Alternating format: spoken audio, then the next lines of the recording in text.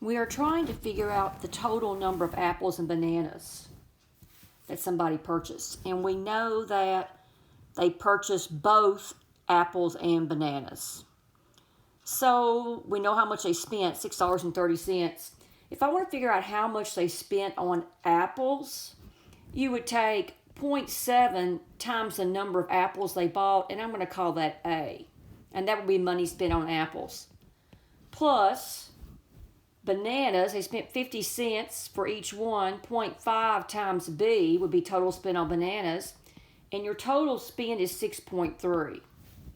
The first thing I would do is multiply every term on both sides by 10 to have whole numbers. Look at your coefficients. Well, to start with, you think you can't solve this because you've got an equation with two unknowns, but you've only got one equation. But we can. So we need to remember that A and B, those numbers will be integers. They'll be whole numbers. They're not going to buy half a banana. So look at your coefficients, 7, 5, and 63. Do you see any of your coefficients that have something in common? Yes, your 7 and your 63. 7 will go into both of those numbers. So let's get those on the same side. That's going to be 63 minus 7a. Okay, now let's go ahead and let's factor out that 7. So that will leave me 9 minus a. And now let's divide by 5. So I've solved for the number of bananas.